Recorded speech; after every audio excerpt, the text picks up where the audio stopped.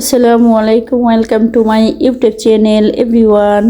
আরি কচুর ডালা ভাজি ডিম দিয়ে এটাই আপনাদের মাঝে শেয়ার করব। দারুণ টেস্ট হয়, দেখতে যেমন লোভনীয়, খেতেও দারুণ স্বাদ ছিল। তো যারা এখন এভাবে খাননি ট্রাই করে দেখবেন। তো আমাদের বাড়িতে একটা আরি কচুর গাছ হয়েছে, তো এটার থেকে আমি 2টা ডালা নিয়েছি। তো উপরের খোসা ছাড়িয়ে গোল গোল করে কেটে নিয়েছি। তো এটা সব কটা ডালা কাটা শেষ। তো এটা কাটার পরে আমি ভালোভাবে ধুয়ে নিব। তো ধোয়া শেষ হলে এরপরে রান্নার জন্য প্রস্তুতি নিব। তো এইখানে লাকড়ির চুলায় রান্না করব। এটা আমার বাহিরের রান্নাঘর, তো অনেক সুন্দর করে বানিয়েছি। তো এখন রান্নার জন্য প্রস্তুতি নিতেছি। তো এই আরি কচুগুলো ডিম দিয়ে ভাজি করব। তো এখন আমি রান্না বসিয়ে দিলাম। তো একটা প্যানের মধ্যে 1 কাপের মতো পানি দিয়েছি সিদ্ধ করার জন্য। প্রথমত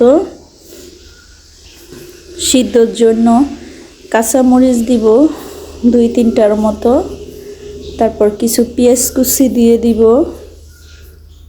তো তারপরে ঢেকে রাখবো। তো ঢেকে রাখার পরে প্রায় 6-7 মিনিটের মতো সিদ্ধ করলেই হবে, হাফ বয়েল করে। আবার ঢেকে সিদ্ধ করব।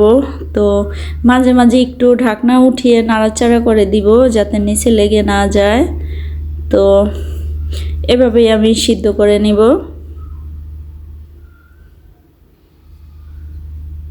তো এখন আবার একটু নাড়াচাড়া করে দিব।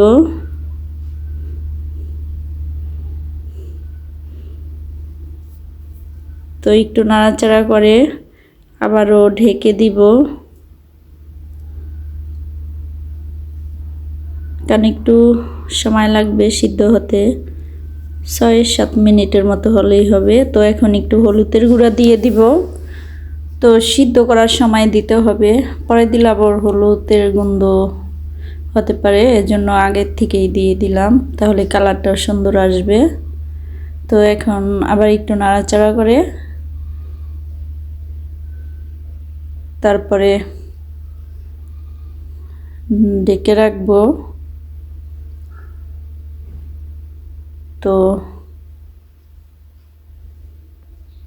ঢেকে 2-3 মিনিটের মতো রাখলেই হবে। তো লাকড়ির চুলার রান্না দারুণ স্বাদ হয় খেতে। তো এখন সিদ্ধ হয়ে গেছে, এখন আমি নামিয়ে নিব। তো একটা সেকনির মধ্যে নামিয়ে নিব, পানিটা ঝরে যাবে। তো তারপরে এই প্যানটা চুলায় দিয়ে দিব। এই প্যানের মধ্যে সরিষার তেল দিয়ে দিয়েছি। তো সাথে পেঁয়াজ কুচি, রসুন কুচি, 2টা শুকনো মরিচ টুকরো করে দিয়েছি। তো এখন এইগুলো ভেজে নিব আমি। যখন এটা ব্রাউন কালার হবে তখন এক সাইডে রেখে 2টা ডিম ভেঙে দিয়েছি তেলের মধ্যে। তো এই ডিমটাকে আমি ঝুরা করে ভেজে নিব। তো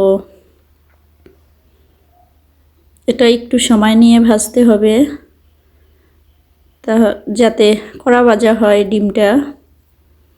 তো এখন হয়ে গেছে জুড়া ভাজা। এখন আমি কচুর যে ডালাগুলো ছিল সিদ্ধ করা, এগুলো আমি ঢেলে দিলাম প্যানের মধ্যে।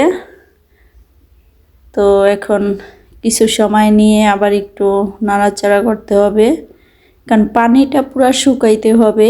এই ডালা থেকে যে পানিগুলো উঠবে তাহলে ভাজিটা হয়ে যাবে। তো এখন আমার ভাজিটা শেষ পর্যায়ে। তো পানি শুকায় গেছে। তো আবার একটু নাড়াচাড়া করে নিব। যখন পুরো পানি শুকায় যায় ওই সময় বুঝে নিব যে হয়ে গেছে। তো এখন কিছু ধনিয়া পাতা কুচি দিয়ে দিলাম।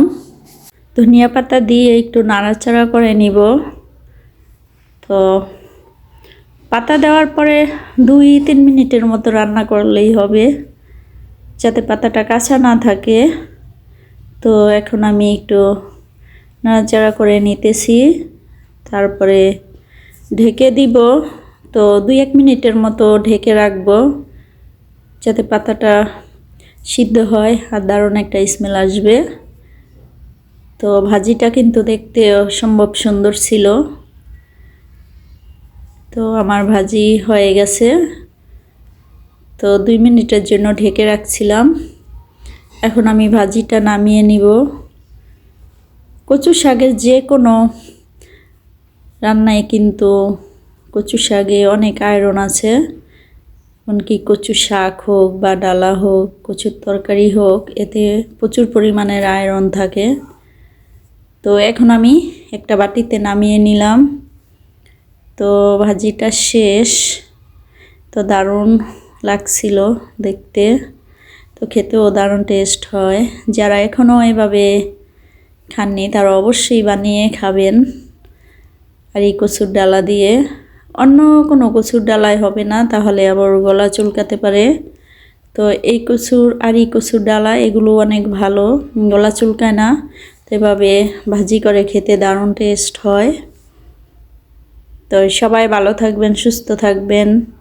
আর আমার চ্যানেলটি যারা এখনও সাবস্ক্রাইব করেন নাই, সাবস্ক্রাইব করে দিবেন। আল্লাহ হাফেজ।